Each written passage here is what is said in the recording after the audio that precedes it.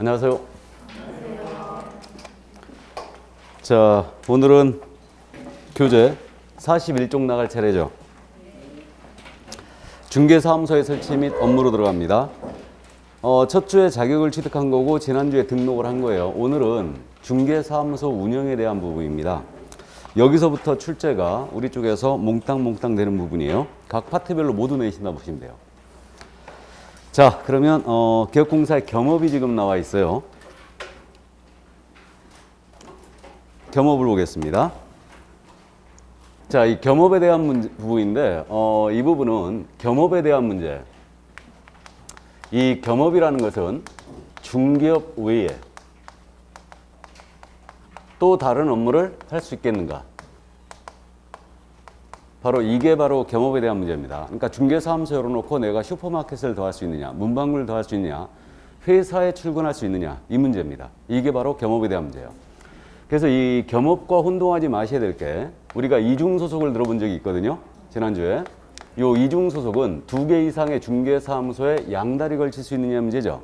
그러니까 이거와 겸업은 전혀 별개의 문제입니다. 이중소속은 전면 금지가 돼 있고, 이 겸업은 이제 별도로 중개업 외에 다른 업무를 더 할 수 있겠는가? 바로 이런 문제예요. 그래서 현재 우리 개업공사 종별에 따른 겸업을 따져보면요. 지금 개업공사의 종류가 3가지가 있지 않습니까? 그래서 공인인계사인 개업공사와 중개인이 계세요. 중개인은 법제 7638호 부칙 제6조 제2항에 따른 개업공사죠. 부칙상의 개업공사. 그렇게 이해하시면 돼요. 네, 정확하게는 법제 7638호 부칙 제6조 제2항에 따른 개업공사입니다. 저는 이 자를 중개인으로 계속 부르고 있어요. 그러면 공인인계사인 개업공사와 중개인, 개인이죠. 개인에 대해서는 겸업 제한 규정이 없어요. 제한 규정 자체가 없습니다. 아예. 그렇기 때문에 겸업 제한을 받지 않아요. 그러면 법인이 아닌 개업공사는 능력이 닿으면 얼마든지 겸업을 할 수 있다는 얘기죠. 이 얘기예요. 단, 요거는 조금 이따 설명하고요. 그럼 법인입니다. 법인의 경우는 우리 법 제14조에서 법인은 지난주에 언급했듯이 토탈 7가지 업무만 가능하다고 그랬어요. 그래서 중개업 외에 6가지 업무가 더 될 뿐이에요. 그래서 사실상 법인은 겸업 제한을 받고 있는 겁니다. 이거를. 그럼 이론적으로 보면 겸업에 대한 부분이 개인이 훨씬 넓다라는 거죠. 법인이 넓은 게 아니에요. 그래서 오해하시면 절대 안 됩니다. 법인이기 때문에 오히려 제한을 받아요. 그래서 개인은 제한을 받지 않습니다. 이게 우리 법이 왜 이런 태도를 취하고 있냐 하면요. 실무를 보면 그냥 이게 느낌이 딱 오십니다.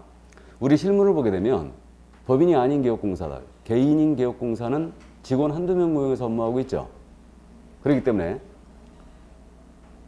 영세성을 면치 못하고 있어요. 겸업 제한을 안 하더라도 할 수 있는 한계가 있었던 겁니다. 그러니까 개인은 제한을 안 하게 된 거예요.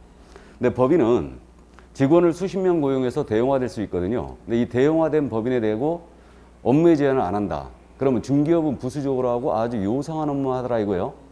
그래서 전문 직업으로서의 품위를 손상할 우려가 있기 때문에 개인은 법인은 제한을 하게 된 겁니다. 그래서 명심할 게 개인은 겸업 제한이 없다. 단 법인은 제한을 받고 있다. 이렇게 이제 감을 잡아두시고요. 자, 그럼 여기서 이 개인의 경우 겸업 제한이 없지만 겸업 제한이 없기 때문에 얼마든지 다른 업을 더 할 수 있느냐, 개인이. 그건 아니겠죠. 그래서 제한이 원칙적으로 없지만 법에서 특별히 제한을 하고 있다. 그러니까 제한을 받는 경우가 있을 거예요. 법에서 특별히 금지하고 있으면은 이건 못한다고 봐야 되죠. 그럼 대표적으로 법에서 금지하는 게 우리가 나중에 공부하는데 우리는 중개대상물에 대한 매매업이 금지되어 있어요. 다음 주에 공부하겠죠. 금지행의 첫 번째가 매매업이에요. 그래서 중개대상물에 대한 매매업은 우리 법이 명문으로 금지했어요. 그러니까 우리는 중개를 업으로 하기 때문에 매매업 못합니다. 부동산 매매업 못해요. 그래서 이게 법에서 금지하고 있기 때문에 이거는 당연히 안 되는 거고요. 또 이 자리에 공무원이 신문을 가신 분이 계실지 모르겠는데 그 국가공무원법이나 지방공무원법이 있죠. 이 공무원법에 의해서 공무원들은 영리행위 종사 금지되어 있어요. 그럼 공무원 신문을 가신 분은 중개사무소 열어놓을 수 없다라는 얘기죠. 이게 없다라는 얘기입니다. 또 우리 중개인. 그래서 법제 7638호 부칙 제6조 제2항에 따른 개업공사. 우리 중개인은요. 여기 써 있듯이 경공매 업무가 허용이 안 됐어요. 그래서 경매 공매 업무를 우리 중개인은 수행할 수가 없습니다. 이건 우리 법에서 직접 금지하고 있는 거예요. 그래서 이렇게 법에서 명문으로 금지하는 것은 당연히 못하겠죠. 이거는. 자, 그 다음에 우리는 해석상 개인인 개업공사 겸업 제한을 원칙적으로 두고 있지 않지만 내재적 한계는 있다라고 하고 있습니다. 그 내재적 한계라는 게 뭐냐면 해석상 등록증이나 자격증의 양도나 대여에 해당될 정도의 겸업은 못한다라고 보고 있어요. 그럼 이게 대표적으로 뭐냐면 그겁니다. A가 중개사무소 열었어요. 본인은 사무소로 놓고요. 회사의 주관에 상근직으로 출근해 버리는 거예요. 회사의 주관에 상근직으로 출근한다. 이 정도의 겸업은 안 된다고 보고 있어요. 짐작되시죠? 그러면 이 중개사무소에 손님이 찾아왔습니다. 의뢰인 찾아왔을 때 결국 중개업무 수행을 소속 공인인증서나 중개보조인이 할 수밖에 없다는 얘기예요. 그러면 개업공사가 회사에 나갔으므로 이들에게 자격증이나 등록증을 대여한 것으로 볼 수밖에 없다는 얘기죠. 그러니까 이 정도의 겸업은 안 된다고 보고 있어요. 이 정도의 겸업은. 회사에 우리가 나가시게 되면 갑종 근로소득세 납부하는 거 아시죠? 이걸 갑근세라고 부르죠. 그래서 실무적으로요. 우리 개업공사에 갑근세 납부 실적이 나왔지 않습니까? 그럼 이건 등록증 대여로 추정해요. 등록증 대여로 추정하고 그 청문 취소하겠다고 청문 통지서 날라옵니다. 그러면 청문 과정에서 내가 대여한 것이 아니다. 나는 직접 업무를 수행할 수 있다. 라는 걸 증명 못하면 등록 취소합니다. 그리고 고발 들어가요. 이거. 그러니까 결국은 회사의 주관에 상근직으로 나가는 건 안 된다고 보고 있는데 근데 말이에요. 갑근세 납부 실적이 나왔다 하여 일률적으로 이건 대여다라고 볼 수는 없는 경우가 있을 수 있죠. 구체적인 상황을 별도로 다 따져봐야 되는데 회사에 나가긴 나가시는데 밤에만 나가는 거예요. 낮에 안 나가고 야간 경비원이나 주차요원으로 나가는 겁니다. 이거는 할 수 있겠죠. 대신 조건은 잠이 없어야 됩니다. 그죠? 낮에 근무할 수 있으니까. 그리고 또 요즘 근무 형태가 특이한 경우들이 많잖아요. 일주일 내내 나가는 게 아니고 이틀만 나가고 5일은 쉰다. 그럼 열어놓을 수 있겠죠. 또 오전에만 근무하고 오후에는 다 쉰다. 그럼 열어놓을 수 있겠죠. 그러니까 결국은 내가 다른 업을 더 하더라도 회사에 나가시라도 이렇게 상근직으로 나가지 않는다. 내가 중개 업무를 직접 수행할 수 있다면 이때는 겸업이 가능하다는 거죠. 이게. 그래서 이 정도 이제 이해를 일단 해 두시는데 근데 우리가 실무적으로 말해요. 수입이 불안정하니까 겸업을 고려하거든요. 근데 우리 국토교통부 입장은 기본적으로 우리 개업공사는 전문 직업이니까 겸업을 해서는 안 된다라는 게 기본 입장이에요. 이게 저는 그 점에 동의를 합니다. 전문 직업이니까 전문 직업인답게 우리 중개업에 종사를 해줘야 되죠. 이게.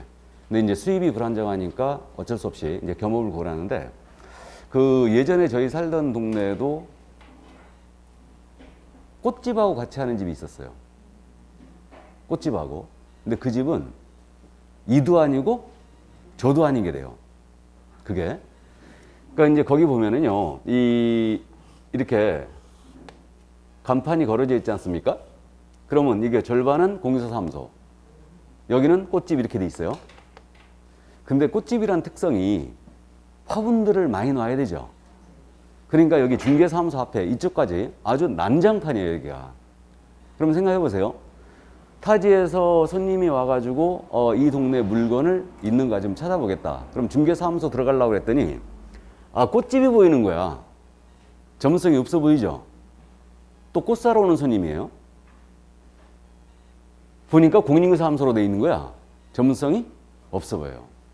물론 실무적으로 요즘은 이렇게 안 합니다. 이렇게 안 하고 등록을 할 때 다른 영업과 같이 한다. 그럼 중개사무소가 어디까지인지 확실히 구획해라 하고 등록관청에 유도할 거예요. 확실히 구획해라. 그래서 일단은 뭐 여기 이렇게 이제 난장판이 되는 이런 경우들은 결코 바람직하지 않습니다. 그러면 회사의 주관에 상근지로 나가는 건 안 되지만 내가 슈퍼마켓을 더한다. 문방구를 더한다. 할 수 있다는 얘기죠. 할 수는 있어요. 근데 확실히 중개사무소 구획을 해주고 내가 만약에 다른 사업장을 더 갖고 있다. 그러면 근처에 가져야 되죠. 중개사무소가 옆에 있어야 되죠. 손님 왔을 때 바로 와서 도장만 찍을 수 있으면 되니까. 그래서 다른 업을 겸업을 할 때는 고용을 할 때 반드시 소속공사로 고용해야 돼요. 왜 그러냐면 소속공사가 내 업무를 모두 수행할 수 있죠. 나는 와서 도장만 찍으면 되거든. 중개보조원을 고용하면 안 된다는 얘기죠. 그래서 일단 그런 점들 참고를 해 두시고요. 네, 되도록이면 겸업을 자제하시는 게 좋습니다. 어떻게 하면 중개업을 잘 할 수 있을까? 이걸 고민해야지. 어떻게 하면 겸업을 할 수 있을까? 이걸 고민하는 건 주객이 전도된 거예요. 이건 바람직하지 않죠, 솔직히. 자, 그럼 그 정도 일단 감 잡아두시고, 그래서 이거는 이제 해석상의 문제이기 때문에 개인의 경우는 겸업 제한이 없다는 걸 반드시 명심합니다. 문제는 법인의 겸업이에요. 법인의 업무입니다. 자, 그럼 법인의 업무에 대한 내용으로 넘어갑니다. 이 법인의 업무에 대해서는 지난주에 잠깐 나열은 해드렸습니다. 나열은 해드렸는데 우리 중개법인은 사실상 7가지 외에는 아예 할 수가 없습니다. 그래서 다른 법에서 특별히 인정하지 않는 이상 7가지 외에는 아예 할 수가 없다. 그럼 중개업은 당연히 법인이 해줘야 되죠. 당연히 필수 목적 사업으로 중개법인은 이걸 수행해야 됩니다. 필수로 목적 사업에 들어가 있어야 되고 이 6가지 업무를 더 할 수 있다는 거죠. 그래서 이 6가지 업무를 소위 법인의 겸업 이렇게 불러요. 법인의 겸업이다. 중개업을 지휘하는 업무니까. 자, 그럼 가볍게 이제 나중에 이건 우리가 암기 다 들어갑니다. 암기 들어가고 이건 출제 빈도가 엄청 잦은 부분이고 나중에 두음자 따서 모두 암기할 거예요. 전부 다. 상당히 헷갈리는 부분이죠. 그럼 법인은요. 중개업 외에 상업용 건축물 및 주택이에요. 상업용 건축물이나 주택에 대한 임대차 관리 등 부동산의 관리 대행할 수 있습니다. 이거. 그럼 이 건물도 지금 상업용 건축물이죠. 그럼 여기 소유자들로부터 위임을 받죠. 위임을 받아서 경비 붙이고 청소 붙이고 주차 붙이고 그 다음에 월세 징수하고 관리비 징수하고 이게 바로 관리 대행이죠. 그래서 이 부동산 관리 대행을 할 수 있어요. 그래서 주택 상가에 대한 임대차 관리 등 부동산의 관리 대행을 할 수 있고 실무적으로 그 오피스텔 관리 대행 많이 하죠. 또 원룸 관리 대행 많이 합니다. 그래서 오피스텔 같은 경우 이제 위임을 소유자로부터 다 받는 거죠. 그래서 오피스텔 관리 대행을 한 30채를 갖고 있다. 그럼 그 중개사무소는 권리금이 엄청 비싸요. 엄청 비쌉니다. 우리 노원 지역도 지금 권리금이 장난이 아닌 걸로 알고 있는데 분당이나 강남 같은 경우는 권리가 기본적으로 중개사무소가 1억 넘는 걸로 알고 있습니다. 웬만한 중개사무소는 노원도 5천이 넘는 걸로 알고 있는데 기본적으로 이게 물론 위치에 따라 조금씩 차이는 있겠지만 노원도 상당히 센 걸로 알고 있어요. 지금 이거 영업이 된다는 얘기죠? 아닌가? 하기사 제가 노원 온 지가 지금 15년 정도 됐으니까 어쨌든 좋습니다. 그래서 상가 및 주택에 대한 임대차 관리 등 부동산의 관리 대행할 수 있어요. 크게 어려움이 없고 두 번째 부동산의 이용, 개발, 거래에 관한 상담할 수 있습니다. 이게 부동산 컨설팅이에요. 그러면 부동산에 대한 컨설팅이 가능하니까 법인의 임원이 증권 투자에 아주 해박한 지식을 갖고 있습니다. 요즘 증권이 아주 난리인데 그럼 증권 투자 컨설팅 합니다. 이건 돼요, 안 돼요? 안 되는 거죠. 부동산에 대한 컨설팅이에요. 그래서 부동산 펀드를 조성한다든가 이런 건 안 됩니다. 부동산에 대한 이용, 개발, 거래에 관한 상담이 가능하다. 그러니까 직접 포크레인 들여서 땅을 들러 없습니다. 개발하고 할 수 없죠. 그래서 이거에 대한 컨설팅까지만 된다. 자, 다음 세 번째로 개업 공인인증사를 대상으로 한 중기업의 경영 기법 및 경영 정보의 제공을 영위할 수 있어요. 이걸 제가 중기업 프랜차이즈로 부르고 있습니다. 이게 우리가 실생활에서 지금 프랜차이즈 업종으로 제일 많은 게 뭐예요? 치킨집. 그죠? 치킨집인데 그럼 법인 치킨집 프랜차이즈 할 수 있을까요? 없을까요? 없어요. 그 치킨집 프랜차이즈가 아니에요. 이건 중기업에 대한 프랜차이즈예요. 그래서 정확하게는 중기업에 대한 경영 컨설팅이에요. 이걸 전문용어로 프랜차이즈라고 부르는 겁니다. 이거를. 그러면 이건 중기업에 대한 프랜차이즈니까 지금 현재 우리 프랜차이즈 업체들이 다 망했죠. 중기업 프랜차이즈 업체 거의 다 망했는데 부동산 114 들어봤죠? 거긴 살아있어요. 여태. 그래서 부동산 114, 부동산 서브, 부동산 1번지 이런 것들이 바로 중기업 프랜차이즈예요. 그래서 통닭집 프랜차이즈 절대 안 되고요. 그럼 중기업에 대한 프랜차이즈니까 상대방이 누구여야 되느냐? 개업공인사야 되죠? 이걸 주의해야 돼요. 우리는 공인인증사란 말과 개업공인사란 말을 완전히 달리하게 쓰고 있어요. 그럼 공인인증사를 대상으로 한 중개업 경영기법 제공 안 된다는 얘기죠? 개업공사 대상이 돼요. 그래서 이 점을 주의해 주시고요. 자, 그래서 개업공사 대상이라는 거 나중에 이제 이거를 확실히 기억을 하게 될 거고요. 자, 다음 네 번째로 주택 및 상업용 건축물이에요. 역시 주택 및 상가에 대한 분양 대행을 할 수 있죠. 그럼 타인이 건축한 주택이나 상가에 대해서 분양을 대신해 주는 거예요. 그래서 이게 바로 이제 분양대행이고, 이 분양대행은 크게 어렵지 않습니다, 역시. 그러면 주택 및 상업용 건축물에 대한 분양대행이 가능하다 했으니까 토지 분양대행입니다. 토지는 될 것 같아, 안 될 것 같아? 안 됩니다. 이 토지에 대한 분양대행은 안 된다는 걸로 견해 일치를 보고 있는데, 이거는 투기 가능성이 있기 때문에 토지 분양대행은 안 된다고 해석하고 있어요. 일단. 자, 그리고 다섯 번째로 경공매 대상 부동산에 대한 권리 분석 및 취득 알선, 입차 신청, 매신청 대리할 수 있고요. 이건 잠시 후에 부연 설명하고, 마지막으로 주거 이전에 부수되는 용역의 알선업을 수행할 수 있어요. 그럼 주거 이전에 부수되는 용역이라는 게 이사업체나 도배업체가 있죠. 이거를 직접 운영하는 건 안 돼요. 소개까지만 됩니다. 소개까지만. 뭐 실무적으로 우리가 개업을 하면요, 그 이사업체나 도배업체 여기서 다 옵니다. 상담사들도 오고 법무사도 오죠. 영업하러. 그래서 명함을 전부 다 이제 사무소에 좀 비치해달라. 그리고 또 우리 개업했는데 맨손으로 오면 안 되죠. 그죠? 예, 어쨌든. 자, 그래서 주거 이전에 부수되는 이유, 이사업체, 도배업체 소개까지는 된다. 여기까지는. 그래서 6가지 업무가 바로 이거였어요. 그래서 이거는 이제 굉장히 헷갈리기 때문에 나중에 두 문자 따서 모두 암기를 해버릴 거고요.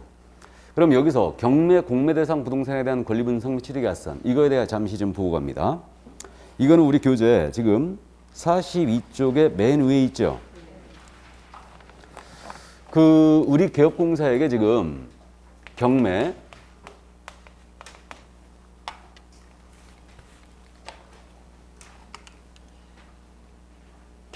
또는 공매 업무를 수행을 하도록 허용을 했습니다. 이 업무를 수행할 수 있도록 허용을 해줬는데, 그럼 경매 부동산, 공매의 대상이 된 부동산이죠. 경매는 법원에서 하고 있다는 거 알아요. 공매는 공개 매각의 준말이라고 이해하시면 돼요. 공개 매각의 준말. 이 공매는 여러 기관에서 합니다. 지방자치단체, 세무서장, 기업체, 은행, 뭐 자동차 공매 같은 거 많이 하고 있죠, 지금. 그래서 여러 기관에서 하는데, 우리가 하는 공매라는 것은 한국자산관리공사, 캠코, 여기서 하는 걸 사실상 공부하는 거예요. 물론 제가 이 공매는 1년 내내 거의 강의를 안 해요. 왜? 시험에 안 내니까. 이게. 그래서 어쨌든 공개 매각의 준말이고, 이건 한국자산관리공사에서 하는 걸 우린 공부해요. 온비드를 통하여 현재 인터넷 입찰만 하고 있죠. 온비드를 통해서. 그러면 경매, 공매 대상이 된 부동산에 대하여 권리 분석 및 취득의 알선, 권리 분석 및 취득의 알선 업무를 할 수 있고, 입찰 신청, 매신청 대리 업무를 수행할 수가 있습니다. 그럼 권리 분석이란 말은 그거 아니겠습니까? 그냥 가볍게 이 부동산 내가 낙찰을 받으면 임차인의 보증금 떠안아야 되는가, 이걸 분석하는 거죠.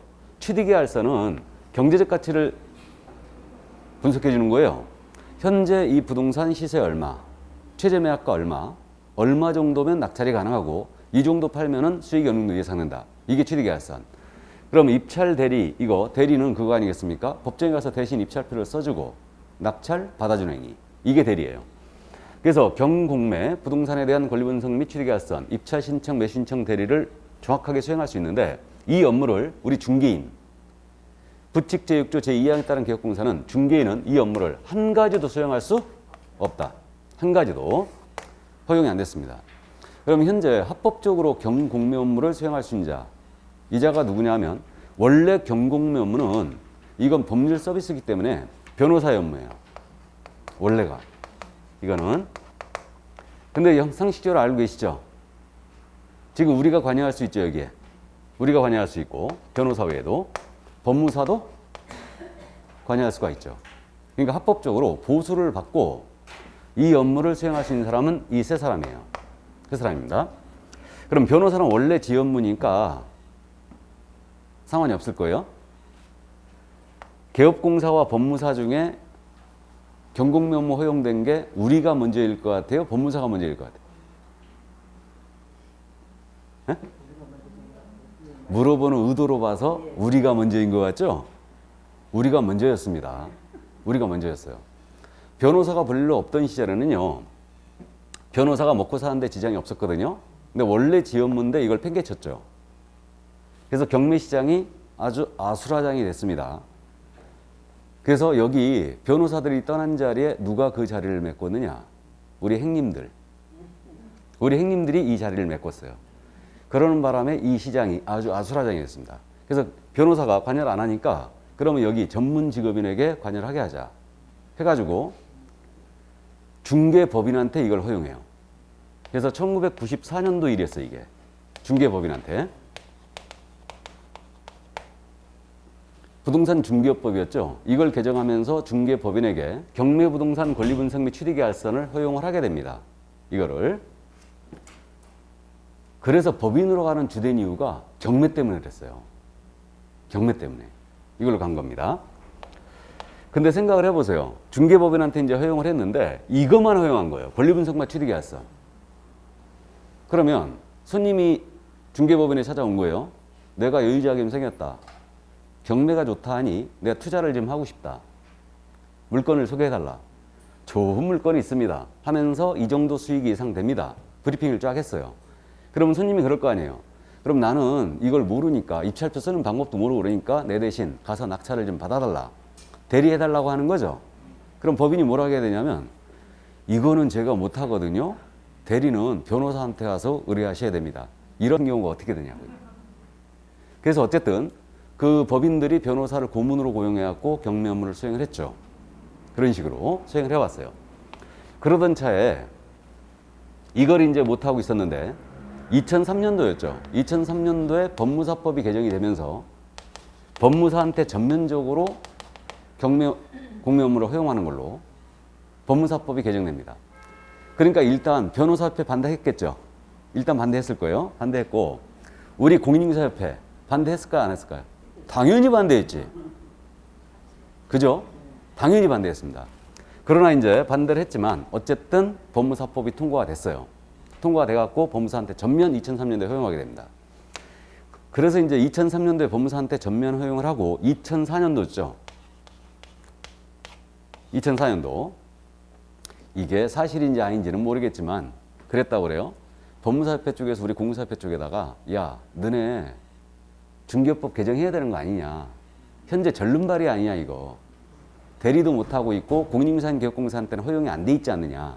너네 개정할 때 우리가 반대 안 할 테니까 우리 거 묵인해달라.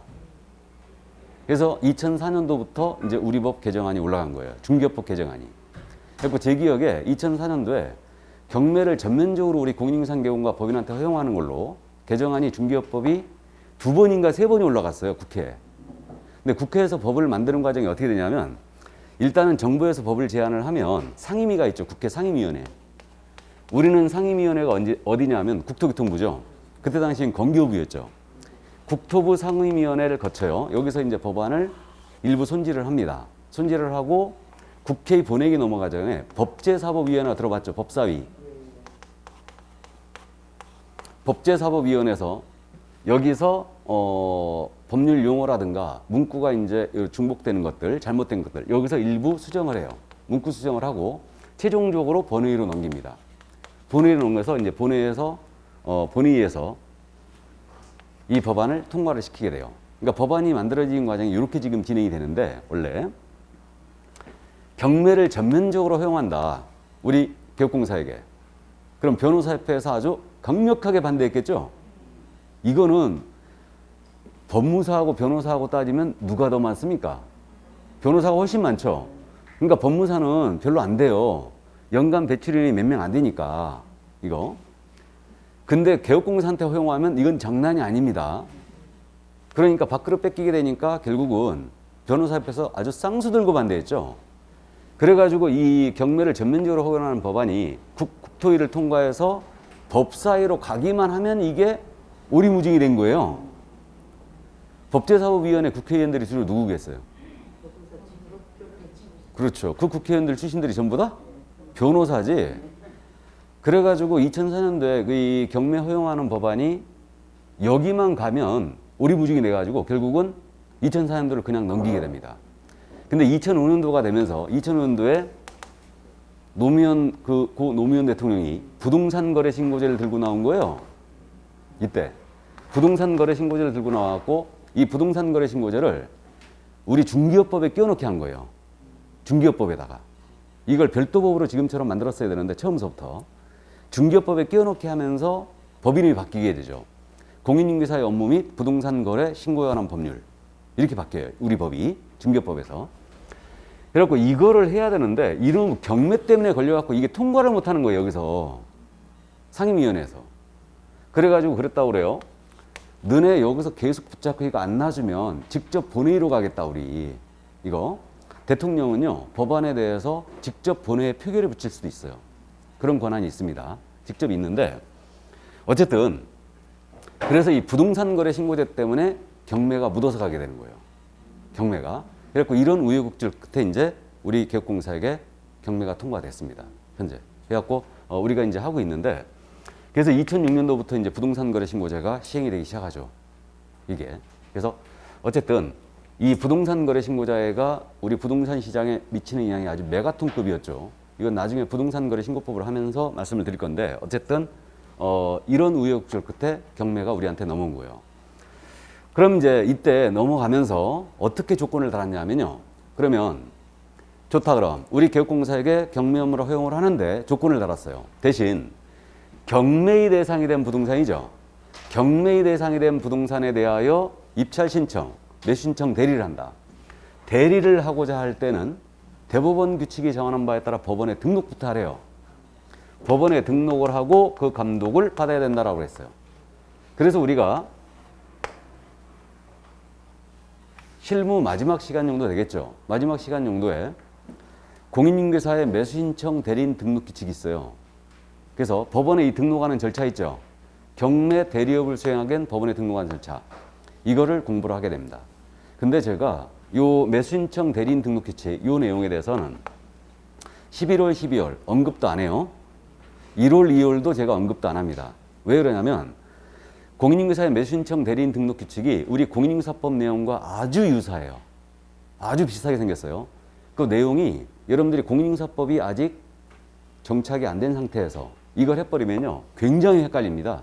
그렇기 때문에 이건 제가 아마 4월 달 마지막 주 정도 4월 과정, 3, 4월 과정 때 이걸 이제 정확하게 한번 언급을 할 거예요.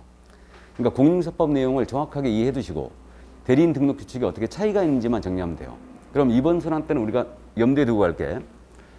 경매 부동산에 대한 대리할 때만 법원에 등록을 하는 거죠. 그럼 거꾸로 해서 가면 경매 부동산에 대한 권리 분석 및 취득의 알선만 하는 거예요. 법원에 등록할 필요가 있어요, 없어요? 없다는 얘기죠. 그냥 할 수 있어요. 그리고 공매라는 업무는 자산관리공사에서 하죠. 그럼 공매 부동산 권리 분석 취득의 알선 대리하는 거예요. 이건 자산관리공사니까 법원에 등록 안 하고도 그냥 할 수 있어요. 그래서 결국은 경매 부동산 대리할 때만 법원에 등록한다. 단 이 업무를 중개인은 한 가지도 수행 못한다. 중개인은 자격증이 없기 때문에 허용을 안 한 거예요. 이게. 그래서 이제 그 점을 주의하시면 돼요. 실무적으로는 매수신청 대리인 등록 많이 하겠어요, 안 하겠어요? 경매 대리업 하기 위한 매수신청 대리인 등록 많이 할 것 같아, 안 할 것 같아? 안 합니다. 그리고 손님들이 부동산 중개사무소 와가지고 경매 물건 안 찾아요. 안 찾습니다. 이게. 차라리 경매 컨설팅을 가지. 그죠? 경매 컨설팅. 자, 그래서 여기까지 경공매 이 정도 이해하시고, 그래서 이제 경업에 대한 부분을 다 봤는데, 우리가 제가 OT 때 말씀드린 바가 있죠. 전국에 11만 명의 개업공사 중에 중개법인이 1,500개밖에 없다고. 법인으로 갈 이유가 없는 거예요. 법인으로 가면 오히려 제한을 받으니까. 그래서 이 법인의 겸업을 푸는 거에 대해서 우리 협회 쪽에서 더 적극적으로 반대하고 있는 거예요. 법인의 겸업을 풀어버리면, 제한 규정을 없애버리면 이 돈 되는 거 대기업들이 다 뛰어든다 이거죠. 그러면 골목상권을 침해할 우려가 있기 때문에 법인의 겸업 푸는 거를 우리 협회에서 오히려 더 반대하고 있어요. 그러니까 우리는 중개업이 대형화될 수가 없어요. 대형화될 수가 없습니다. 오히려 법인으로 가면 제한을 더 받으니까 이게. 그래서 이제 그 정도 일단 감 잡아두시고요. 자, 그래서 이 법인의 겸업 6가지는 나중에 암기하기로 여기서 짚어볼 점이 있어요, 이제. 그럼 경공매 업무까지 다 봤고요. 짚어볼 점이 우리 공인중개사인 개공이에요. 공인중개사인 개업공사는 이 6가지 업무를 모두 수행할 수 있을 것 같아요, 없을 것 같아요? 할 수 있죠. 개인은 겸업 제한이 없다는 걸 명심해야 돼요. 그러면 6가지 업무를 우리 공인중개사인 개공 모두 수행할 수 있습니다. 법인이 할 수 없는 것도 할 수 있어요. 법인이 할 수 없는 것도. 그러면 막말로 얘기해서 토지 분양된 개인은 할 수 있어요, 없어요? 있다는 얘기죠. 법인은 못하지만. 그래서 그 점 이해하시고 중개인. 우리 중개인의 경우는 이 6가지 업무 중에 뭐만 안 되는 거예요? 경공매만 안 되는 거죠. 나머지 모두 수행할 수 있습니다. 있고 그 다음 이 6가지 업무는 모두 중개업에 해당되어 안 돼요. 6가지는. 중개업에 해당하지 않죠. 중개업을 제외한 업무니까 당연히 중개업에 해당하지 않습니다. 그럼 이에 대한 보수는 중개보수 규정에 적용이 있다 없다? 없다. 중개보수 규정에 적용이 없어요. 알아서 받으라는 얘기죠. 알아서 받으라는 얘기입니다. 자, 그래서 여기까지. 자, 이 정도만 감을 잡아두십니다. 그러면 이제 고용인으로 가야 되죠. 고용인. 경업에 대한 내용을 다 봤고요. 개업공사가 고용한 자들이 바로 고용인이죠. 개업공사가 고용한 자들이 고용이고 고용인의 종류는 용어의 정의에서 말씀드렸듯이 소속공인인계사와 중개보조원이 있습니다. 그러니까 소공과 중개보조원이 우리는 고용인이라고 부르고 있어요. 자, 그럼 이 고용인의 종류 2가지 용어의 정의 잠깐 기억을 살려볼까요? 소속공인인계사라 하면 우리 말 그대로 기억하자고 그랬죠. 개업공사에 소속된 공인인계사로서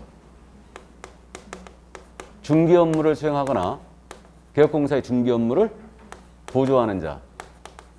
말 그대로 기억합니다. 소속공사라 하면 개업공사에 고용된 소속된 공인인계사로서 중개 업무를 수행하거나 개업공사의 중개 업무를 보조하는 자. 가로 열고 여기 공인인계사란 말 다음에 가로 열고 법인의 임원 또는 사원으로서 공인인계사인 자를 포함한다 그랬습니다. 이렇게 돼 있고요. 중개보조원의 용어의 정의. 중개보조원은 꼭 명심할게. 공인중개사가 아닌 자로서 출발한다는 걸 꼭 명심해야 돼요. 공인중개사가 아닌 자로서 그러나 개업공사에게 소속되어 중개대상물에 대한 현장 안내 및 일반 사무 등 개업공사의 중개 업무와 관련된 단순 업무 보조하는 말이 꼭 나와야 되죠. 단순한 업무를 보조하는 자다. 자, 이게 보조원의 용어의 정의였습니다. 그러면 지금 소공의 종류는 다시 소공으로 들어가면 다시 소공의 종류는 여기 괄호 속에 있는 말을 봤을 때 법인의 임원 또는 사원으로서 공인인계사를 포함한다 그랬으니까 소공의 종류는 직원인 소공이 있는 거죠. 직원에 해당하는 소공이 있고 법인의 임원 또는 사원 중에 자격증 있는 자는 소공이지 않습니까? 우리 임원 사원 중에 자격증이 3분의 1 이상은 있어야 돼요. 3명 중에 1명은 자격증이 있어야 됩니다. 자, 그래서 임원 사원인 소공이 있어요. 일반적으로 소공이라 하면 누굴 얘기한다고요? 직원인자. 직원인자를 말합니다. 자, 그래서 일단은 요 정도 감을 잡아두시고요. 그럼 이제 이 용어의 정의 살펴봤고요. 그러면 이들에 대해서 고용을 했지 않습니까? 그럼 고용신고를 하시게 돼 있어요. 종료됐잖아. 이들과의 고용관계 종료됐잖아요. 그럼 종료신고를 해주셔야 됩니다. 그래서 원래 고용신고 있다가 없다가 다시 부활한 거예요, 지금. 다시 부활했는데. 그럼 먼저 이들에 대해 우리는 고용함에 있어서 인원수 제한이 있어요, 없어요? 인원수 제한 규정이 존재하지 않습니다. 수십 명 고용해도 되죠? 전혀 고용하지 않아도 됩니다. 그 다음에 이 둘 다 이중소속할 수 있나요, 없나요? 이중소속할 수도 없어요. 이중소속도 금지입니다. 이거. 그럼 이들을 이제 고용했다. 그러면 교육을 받도록 한 후에 업무를 개시 전까지 신고하라 이랬습니다. 교육을 받도록 한 후에 업무를 개시하기 전까지 신고된다. 거기 그래서 그 42쪽에 양괄호 1번 고용신고 동그라미 1번 있죠. 이 부분을 잠깐 읽어드리면 개업공사는 소속공사 또는 중개보조원을 고용한 경우에는 실무교육 또는 직무교육을 받도록 한 후 업무를 개시하기 전까지 등록관청에 신고해야 한다 그랬죠. 이게 우리 법 15조 1항 조문이에요. 이게. 그러면 고용신고는 기본적으로 언제까지다? 업무 개시 전. 업무 개시 전까지 신고하는 거예요. 업무를 개시하기 전까지 신고한다. 그럼 이들과의 고용관계가 종료가 됐어요. 고용관계가 종료가 되면 그 옆에 페이지 43페이지에 고용관계가 종료된 때는 종료일로부터 10일 내에 신고해야 된다 그랬죠? 그럼 종료신고는 며칠 내 하라? 10일. 10일 내 하라. 우리 과목의 두 번째로 중요한 숫자 10일. 그래서 나중에 7일과 10일은 통째로 암기 다 들어갈 거예요. 7일 사유와 10일 사유는 통째로 암기 들어갈 건데 종료신고는 10일. 원래 고용신고든 종료신고든 모두 10일이었어요. 원래. 근데 고용신고만 업무개시전으로 바꿔버렸습니다. 이게 고용신고를 10일로 운용을 해봤더니 어떤 문제가 생기냐면 등록관청에 감독 나왔거든요. 근데 실장님이 앉아 계시는 거야. 명단을 딱 봤더니 고용신고 들어온 게 없는 거예요. 고용신고 왜 안 했냐? 뭐라 답하시겠어요? 그렇죠. 어제 출근했다. 그러니까 이게 실효성이 없으니까 업무개시전으로 바꿔버린 겁니다. 종료신고는 10일로 그대로 유지하고. 그래서 업무를 개시하기 전까지 신고해야 된다. 그래서 만약에 보조원 고용신고 안 한 거 걸리잖아요. 바로 업무중이 나가요. 그냥. 이건 신고 위반인데 업무중이 나갑니다. 그래서 한 달 나가고요. 싹싹 빌면은 15일 깎아주고 비타 500 잘 안 사다 주면은 한 달 반 때려버립니다. 그래서 어쨌든 그래서 요즘 뭐 이 고용신고 거의 다 합니다. 거의 다 하는데 그래도 실무에서 많이 안 해요. 고용신고 안 합니다. 왜 고용신고를 많이 안 하냐면요. 그 4대 보험 때문에 그래요. 4대 보험 있죠? 건강보험료, 국민연금료, 산재보험료, 고용보험료. 이것 때문에 그러는데 거의 안 합니다. 근데 명단은 건강보험공단에서 갖고 있어요, 다. 그러니까 우리가 고용신고 들어가잖아요. 그러면 명단이 건강보험공단하고 이렇게 서로 공유를 하는 것 같아. 갖고 있는데 건강보험료라든가 이거 부과를 안 하고 있죠. 안 하고 있습니다. 봐주고 있는 거지. 이건 다른 사업자들하고 형평성에 문제가 있는 거예요. 예를 들면은 우리 그 편의점 있지 않습니까? 알바 고용했죠. 들어가야지 다. 들어가야 되는데 우리만 잡으면 문제가 되잖아요. 그러니까 이것 때문에 사실상 많이 고용신고를 안 하고 막 회피했는데 다 하세요. 그냥 하시고 우리가 직원을 고용했으니까 어차피 근데 건강보험료가 나오게 되면 사업자 반, 당사자 반이죠. 국민연금도 마찬가지죠. 그러니까 그렇게 되기 때문에 우리가 부담 때문에 안 하는데 그래도 요즘은 많이 해요. 많이 합니다. 그래서 고용신고를 많이 안 하기 때문에 등록관청 감독 떴다 그러면 다 도망가는 거지. 다 도망가는 겁니다. 그날 카페가 아주 미어 터지죠. 특히 모델하우스 같은 데는 아주 미어 터집니다. 그런 데는. 자, 그러면 교육을 받도록 한 후에 업무를 개시하기 전까지 신고한다 그랬어요. 그럼 교육 우리가 이미 하고 넘어왔어요. 그럼 소공사는 어떤 교육 받아야 돼요? 실무교육. 중개보조는 직무교육. 그럼 실무교육은 4일 가서 받는 거예요. 직무교육은 반나절이에요. 반나절 가서 교육받고 옵니다. 그럼 교육을 받도록 하는 업무지원까지 신고하라고 했으니까 교육비. 실무교육 13만 원이라고 했어요. 직무교육비는 5만 원입니다. 그러면 내가 고용을 했어. 보조원을 고용한다. 그럼 가서 직무교육 받고 와라 그래야 되죠? 교육비 누가 내야 돼? 예?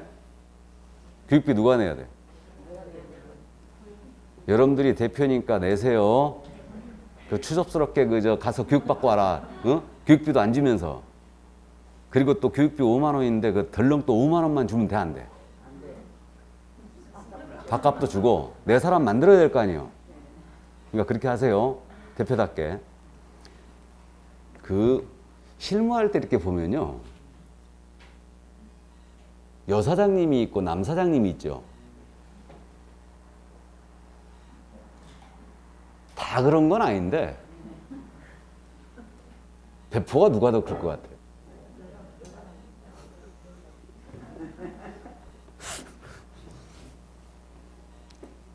제가 경험한 바에 따르면 여사장들이 훨씬 배포가 커요.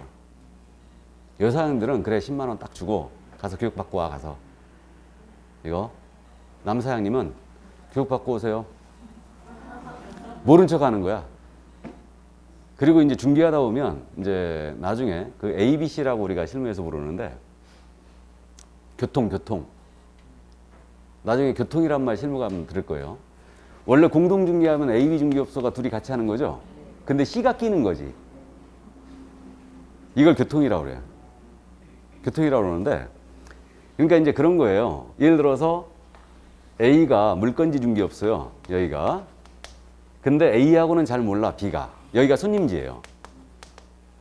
근데 C하고는 친해. 그래서 C한테 딱 전화했더니 야 물건 있냐? 그랬더니 C가 자기 물건 아니야. 근데 A가 갖고 있다는 걸 알아. 이게 교통이에요.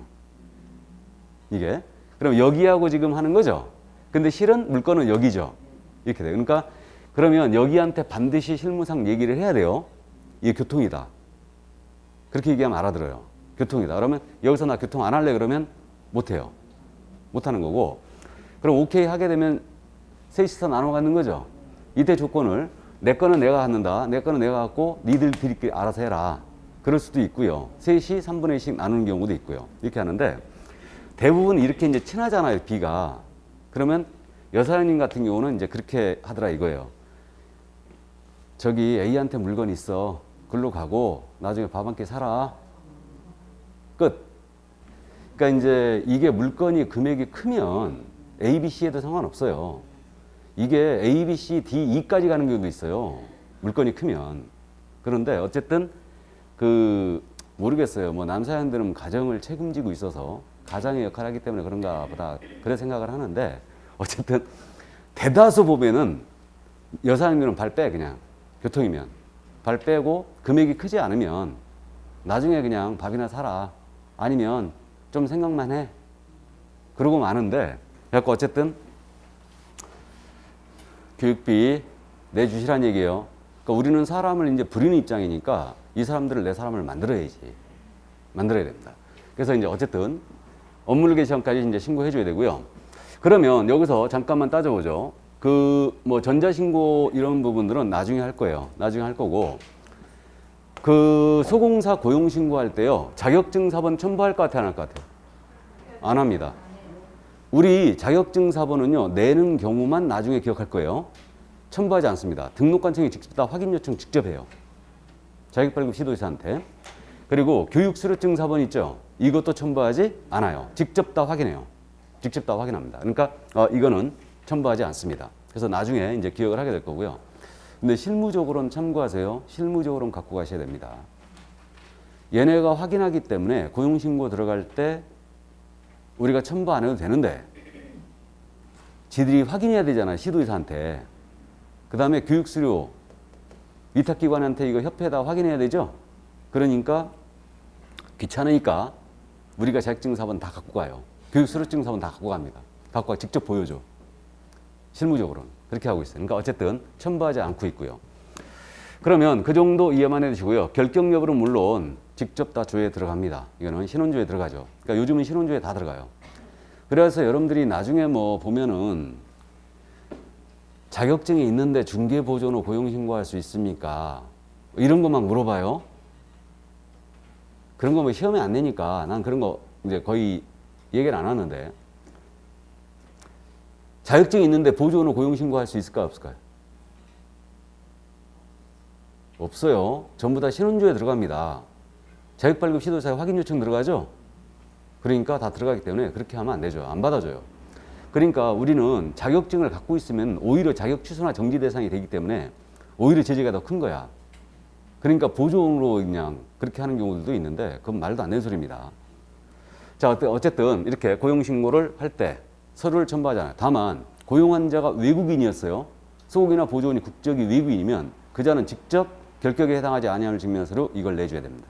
그래서 이 정도 이해하시고 종료신고는 10일 내에 하게 돼 있어요. 그래서 고용관계 종료되면 그만뒀거나 만약에 잘랐다 그러면 10일 내에 종료신고 들어가셔야 됩니다. 일단 자, 그래서 고용신고 종료신고 여기까지 이해를 해 두시고요.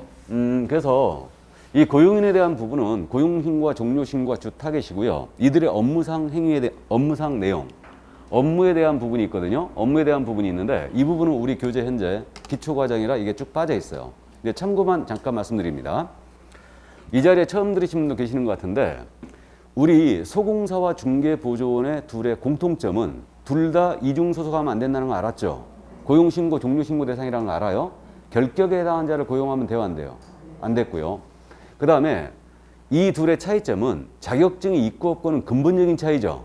근본적인 차이입니다. 이건 그래서 따질 필요가 없고요. 용어의 정의에서 우리 법이 확실한 차이를 보이고 있죠, 지금. 우리 소공은 중개 업무를 수행할 수 있다고 했잖아요. 그럼 중개 업무를 수행할 수 있다라는 게 이게 중개 업무라는 게 뭐였냐면 핵심적인 중개 활동 세 가지였죠. 중개 대상물에 대한 브리핑을 합니다. 이게 뭐예요? 확인, 설명. 그리고 거래계약서 써줘야 되죠. 계약서 작성 업무. 계약서 작성. 그리고 계약서를 쓸 때는 확인 설명했던 내용을 문서화 시켜야 되죠. 이 문서를 확인 설명서.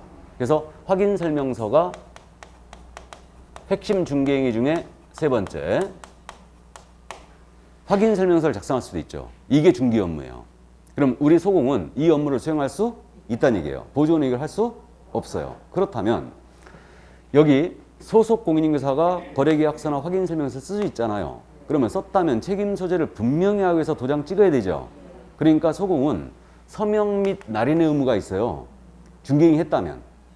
그래서 소공은 서명 및 날인의 의무가 발생되는 경우가 있는데 중개보조는 그럴 일이 없죠. 그리고 우리 법상 날인의 의무가 발생되는 자, 도장을 찍을 의무가 발생되는 자는 인장 등록을 해야 돼요. 우리는 도장 등록을 인장 등록이라 합니다. 그러면 소공은 날인의 의무가 발생되는 거가 있으니까 인장 등록을 해야 되겠네요? 해야 됩니다. 그래서 인장 등록을 소공은 해야 돼요. 근데 중개보조는 그럴 일이 없어요. 그럼 소공에 대한 고용신고하면서 인장 등록할 수도 있습니다. 이게 바로 그 내용이에요. 그래서 이 정도 이해만 해주시고 이제 수업이 진행되면서 한 바퀴와 돌고 나면 소공사와 중개보조원에 대한 이 차이점 금방 이해를 하실 겁니다. 이거는. 자, 그럼 그 정도 이해하시고 그 다음 이제 책임에 대한 부분이거든요. 이 책임에 대한 부분은 우리 43쪽에 고용인에 대한 개업공사의 책임 이랬죠. 고용인의 업무상 행위로 인한 개업공사의 책임을 말하는데 거기 법제 15조 2항이 실려 있으니까 이 조문만 읽고 그냥 넘어갑니다. 이거는 그 2항 보시면 소속공사 또는 중개보조원의 업무상 행위라고 그랬죠. 그럼 업무상 행위의 밑줄 한번 그어보고요. 그를 고용한 개업공사 행위로 본다 그랬죠. 본다의 밑줄 그으시고요. 그럼 민법 시간에 간주규정, 추정규정을 여러분들이 공부하시는데 본다는 간주규정이에요. 그러면 소공이나 중개보조원의 업무상 행위는 개공의 행위로 간주가 돼버리는 겁니다. 바로. 그러니까 그대로 효력이 발생하죠. 그럼 만약에 이 얘기네요. 소공이나 중개보조원이 중개 업무 수행하다가 업무를 수행하다가 중개은행에 손해 입혔어요. 그럼 이 행위를 개공이 한 거로 본다는 얘기죠. 그래서 개공이 책임을 지게 됩니다. 또 소공이나 보조원이 업무 수행하다가 등록 취소 또는 업무 정지에 해당하는 행위를 했잖아요. 그럼 개공이 직접 등록 취소나 업무 정지 먹을 수 있어요. 또 양벌 규정이라는 게 있거든요. 양벌 규정 나중에 공부하는데 양벌 규정은 양쪽을 다 벌한다는 얘기예요. 소공이나 보조원이 징역벌금 위반 행위했잖아요. 그러면 개공을 벌금으로 처벌해요. 벌금형 때립니다. 그래서 이렇게 소공이나 보조원이 업무상 행위를 하다가 손해 입혔다. 그러면 손해배상 책임 그대로 지게 되고요. 이들의 행위로 직접 등록 취소나 업무정지 먹을 수 있고 나아가서 양벌 규정에 의해서 벌금형도 선고받을 수 있어요. 그러니까 이들에 대한 관리 감독을 철저히 하라는 얘기죠. 그 얘기입니다. 그러면 업무상 행위에 대해서만 개공의 행위로 간주하는 거죠. 그럼 업무상 행위가 어디까지냐 이 문제인데 이 업무상 행위를 우리 대법원은 대단히 넓게 해석해요. 그래갖고 조금이라도 업무 관련성이 있잖아요. 그럼 모두 이건 업무상 행위예요. 그러면 우리 소공이 퇴근을 해가지고 쇠주 한 잔 드시다가 옆 테이블과 시비 붙었어요. 그래갖고 취업했다. 이건 업무상 행위가 아니죠, 당연히. 근데 소공이 중개사무소에서 손님하고 상담을 하다가 손님이 아니할 말로 개진상입니다. 꼭지를 돌게 만들어요. 그래갖고 그를 참다 못해 소공이 취업했어. 그럼 그거는 업무상 행위로 볼 여지가 있죠. 아침에 탁 문 열었는데 제일 먼저 딱 들어온 사람이 길 물어보는 사람이야. 그럼 우리 사장님은 소금 뿌려. 그거 희한해요. 아침에 문 열자마자 길 물어보잖아요. 하루 종일 길 물어봐. 아주 웃깁니다. 여기 소금 뿌려. 길 물어보면. 그러니까 이제 영업사원들도 상담사라든가 그 분양대행 걔들도 문 열자마자 들어오진 않아요. 근데 상담사는 꼭 문 열자마자 들어온다 또. 그럼 우리 사장님 아예 쳐다도 안 봐. 상담사들 계속 찌라시 계속 돌리죠. 그러니까 이율 지금 전세자금 대출 이율이 현재 몇 프로니까 주마다 바뀌거든 이게. 그러니까 계속 돌아요. 상담사들이. 그러니까 어쨌든 그런 징크스들. 그러니까 소공 보조원에 대한 관리 감독을 철저히 해주셔야 됩니다. 그러니까 사고 치지 않게 그러니까 관리 감독을 철저히 하라는 얘기예요. 자, 그래서 책임에 대한 부분은 조금 어렵기 때문에 이거는 이제 한 2바퀴 정도 돌고 나서 천천히 하시면 돼요. 자, 그럼 여기까지 고용인까지 봤고요. 그럼 44쪽에 중개사무소에 설치가 나오죠. 이 부분 좀 쉬었다 할까요? 예, 이 부분 좀 쉬었다 하겠습니다.